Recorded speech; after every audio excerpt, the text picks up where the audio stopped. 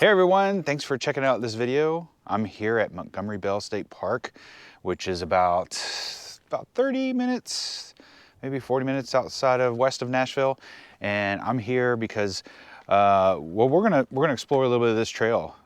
It's kind of a love-hate trail.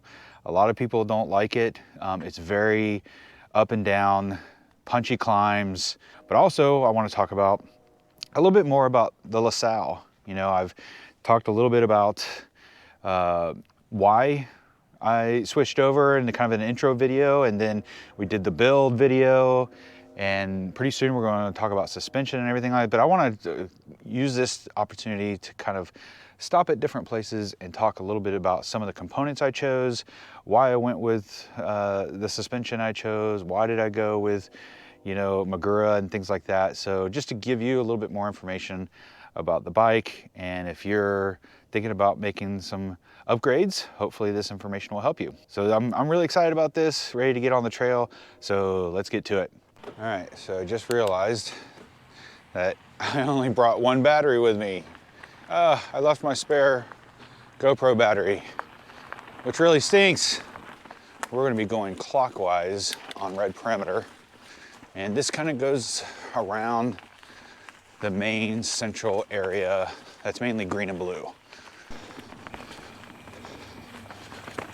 All right, so we're coming up on the end of perimeter red,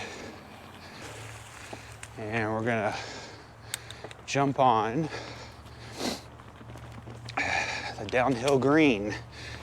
Don't ask me why it's called green when it's actually a black trail, but it's called the downhill green. Oh, log crossing.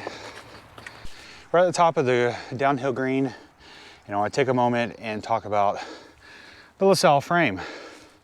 As you know, if you saw the other video, instead of just upgrading the suspension on my Abajo Peak, we went ahead and just upgraded the whole frame. A couple reasons for that.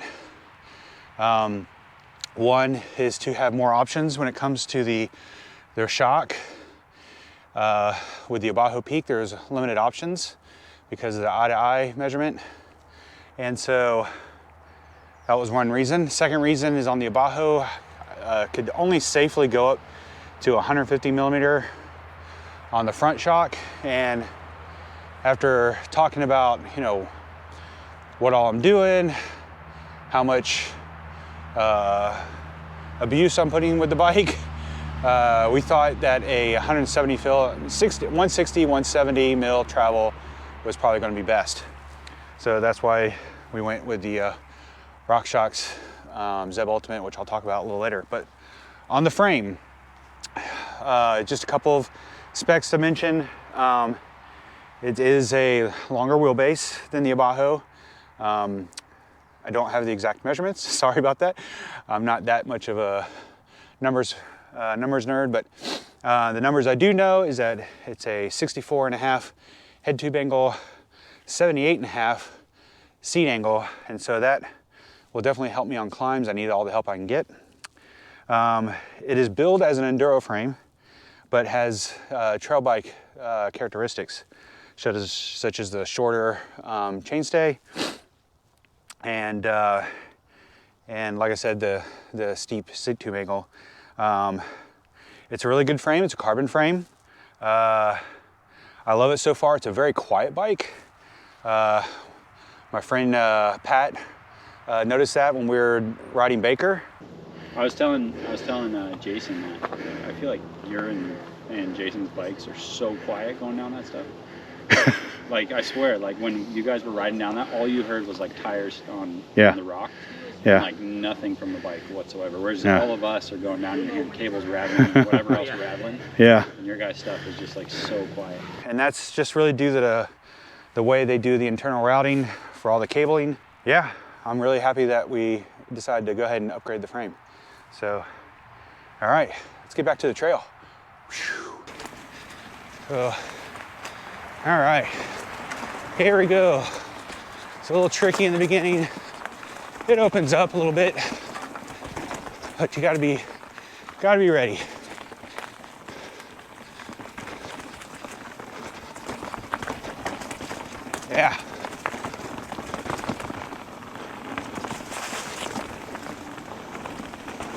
Woo!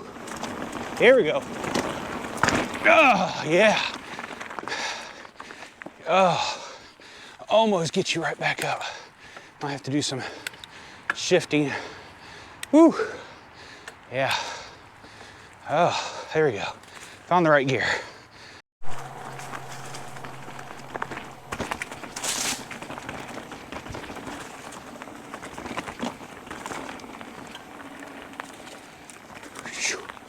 A little tight. Think back.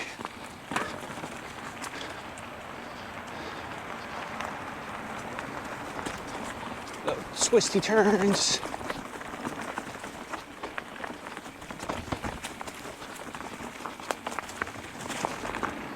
Woo!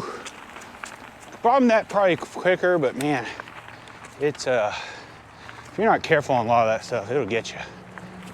So let's talk about the fork, the ZEB fork. Now, as I mentioned before, wanted a little bit more travel, so that's why I went up to the 170 mil ZEB Ultimate. Why I chose the ZEB Ultimate? Well, good question. I like simplicity, and when deciding between the Fox 38 or the ZEB, I just wanted simple. I wanted to be able to handle races, but I wanted it to be simple. And I felt like the ZEB Ultimate was going to give me that. It was tunable, obviously, but be able to put spacers in it. And I wanted just that 170 mil travel, just wanted that extra travel, because I do like doing drops and jumps. Not huge jumps, but moderate, but I do like doing drops. And on the 140 mil on the Abajo, I was bottoming out all the time. Of course, you can't put spacers in those, which really stunk. But I knew I wanted some extra travel. Thought about the 160, but we decided, well, you know, since the La Sal Peak is rated for a 170, we're just going to go with a 170, and that's what we did. And I can't be happier. I mean, I'm getting close. I've done some drops at the drop zone in Chickasaw Trace Park, and you know, I've gotten about, you know, about right there. So, you know, as you can see already, I'm you know, got a ways to go, but I was getting, you know, right below the Debonair. So, you know, I'm pushing it. So having that little extra bit, you know, gives me kind of a more confidence. So really happy. ZEB Ultimate. I will list below where I've got the settings at, because I don't remember right offhand right now. I do have them written down in my Apple Note, so I'll break that out and put that in the description to let you know what I'm running. I'm about 210 in weight, so you know, take it with a grain of salt as far as, you know, what you're going to set yours at. But yeah, I've got it really tuned really well. It's set up from when Gene built the bike. Those big trucks. Set up from when we built the bike, and been running ever since. The only difference is when I do jumps and drops, I might add a click of high-speed compression. But other than that, it's been working great. All right, let's get back to the trail. All right, so coming up, it's a section of trail that I haven't been on. It's called the Moguls. So looking forward to trying that out.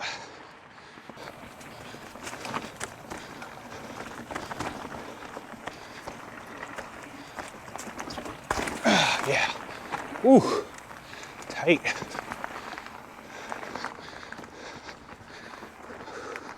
Oh yeah, this is way more fun than the other one. Oh yeah.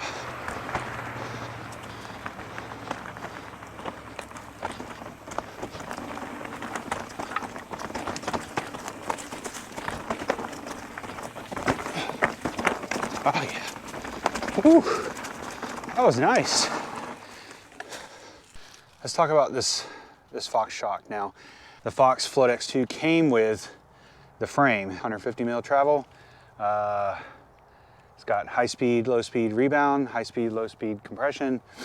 Very tunable. I've had no complaints with it whatsoever. It's a great little shock. Other nice thing, it's got this reverse chamber, so I can get a couple water bottles in here. That's kind of attributed to the frame itself. It's close, but it doesn't rub. Actually, it goes on the other side, so I'm pretty good there. But really happy with it. You know, I only have one other shock to compare it to, which is the X Fusion. I've got 3 spacers in this Float X2, so the subtleness is really responsive. I was able to lower the air pressure. I think I'm running at 240 or 250 PSI. Again, I'll leave all the numbers in the description so you get an idea what it is compared to my weight. So this is the entrance to North Slope. It's a lot of up and down, a lot of punchy climbs, but you can get some good speed on this. A lot of fun. Yeah. Yeah, so let's see what she's got.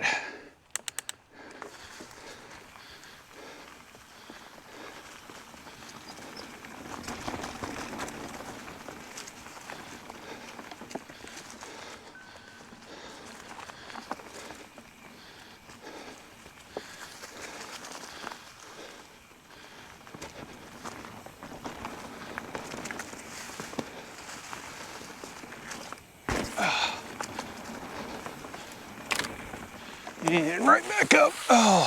So let's talk about Magura brakes.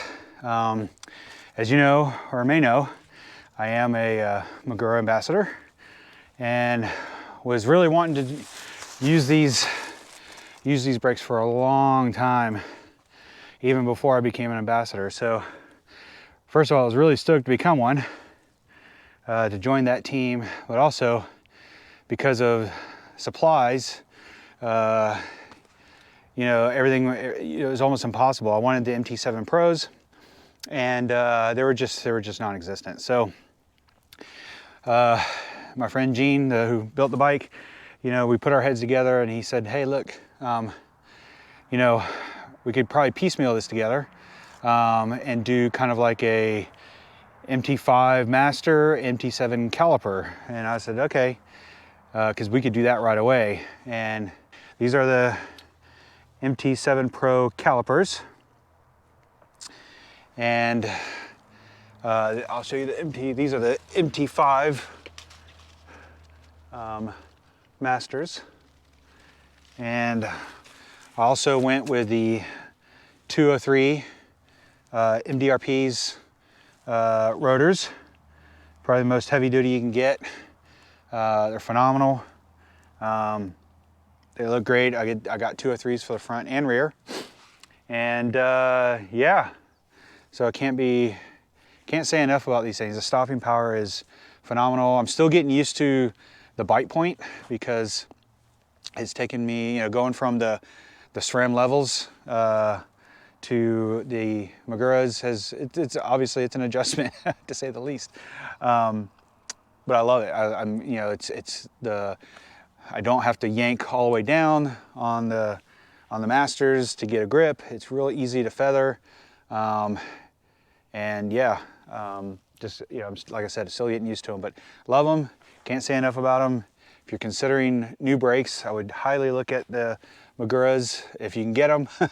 Hopefully, the supply chain will boost up here in a little bit, and they'll become more available. So yeah, Maguras, love them. Here we go, back down.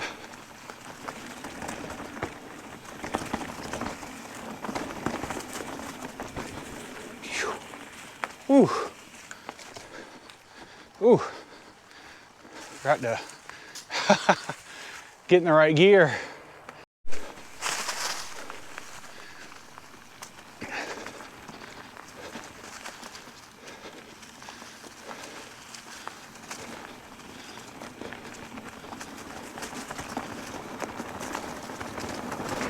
Oh yeah. And back down. Oh, got a little buzzer.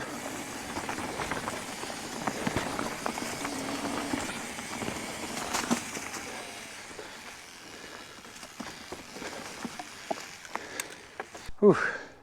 been fun. Been doing a lot of climbing. And the reason why I chose the absolute black oval is because of that. I'm not a good climber. I mean, there's lots of people that are. I've ridden with them. They smoke me on trails all the time. So I needed all the help I can get. Now, one thing to say with the ovals, it's hard to compare because I got a new frame geometry and the oval at the same time. So I haven't, you know, it's hard to compare how this has helped me. But I will say the combination of the oval with the steeper seat tube angle has been a dream. I feel like I've been climbing a lot better. I have more speed when I do go up in elevation. So overall, I think it was a good choice. Unfortunately, I just can't compare to a standard round chainring versus, you know, having the oval on here. So be that as it may, I don't see any drawbacks. So absolute black, 32 tooth, titanium color. I love it. Had to wait a little while to get that one, but it's been totally worth it. So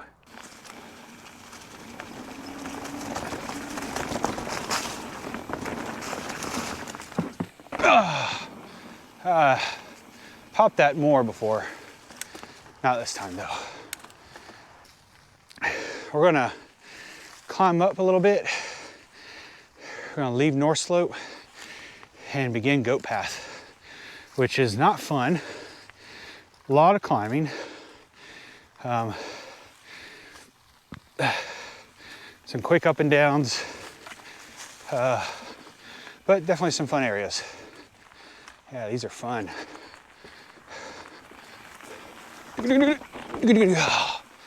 Yeah.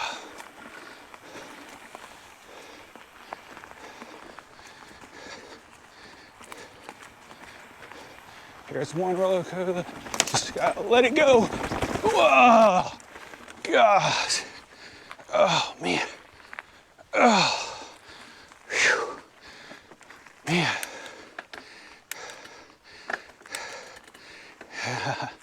Gotta get in that lower gear. Last thing I want to talk about is my dropper and seat. Now, I went, for this build, I wanted a little bit more height and drop, knowing that the seat tube angle on the La Sal is steeper. I wanted to make sure I had plenty of clearance to drop, you know, slam the seat down when I'm going downhill and over obstacles and things like that. So I decided to go, I had 150 mil travel on the Abajo. I went with 170 on the PNW. This is the PNW Loam dropper, 170 mil, and their dropper level, or their lever. That's been nice, much better than the X Fusion I had. It's just, yeah, it's just really nice, really tight. And then for the saddle, I went with the Ergon. As you can see, this is the Ergon. This is the SM Enduro. I think it's the Chromoly rails. And I'm still getting used to it. Nothing hurts, but you know what they say, you know, whenever you get a new saddle, it takes about a month to break it in. And so almost at that point, almost a month. So nothing hurts. It is quite comfortable. I had the WTB Volt before, and the problem with that one was that it had a little of that upslope in the rear, and I always felt like I kind of had to keep moving my rear back when I got back into the saddle. So decided to try the Ergon out that doesn't have the slope up here, and so yeah, so far it's been working good. I'm enjoying it. I love the little slot in the middle. It actually allows for mud to get up in there on the butt, but that's okay. I'm sure in the summer I'm gonna really love it. A little extra ventilation. So, all right, so I noticed the battery level is getting really low, and there's a couple things I wanna show on the trail. before we get out of here. So I want to conserve a little bit of battery. But that's it for the build. It's been great going through it with you guys. Hope you enjoy it. If there's any questions about any of these things, please let me know in the comments. Happy to answer any questions about the build. But I hope you enjoyed it. And yeah, let me show you a little bit more of the trail and then we'll get out of here. All right, so we're on chain reaction. And if I'm not mistaken, I believe this has some pretty good up and downs. Yeah. A lot of fun. A lot of climbing to get here, but woo! There we go.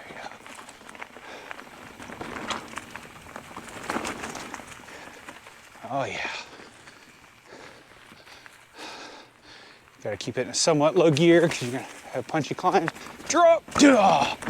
Yeah. Oh, this is so much fun.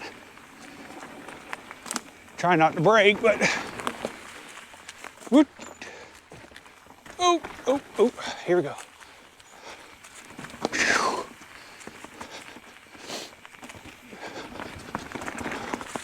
Yeah. Yeah. All right, this is called the Flume Zoom.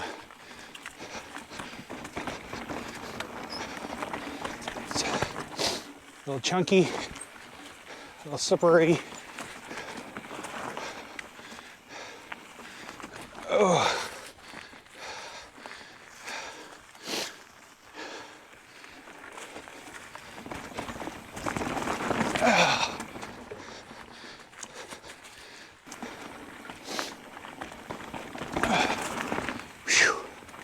Yeah, baby.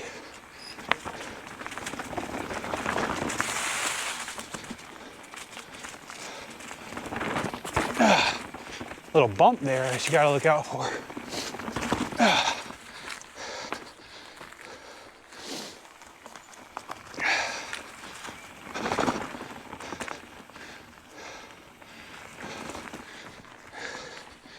Whew.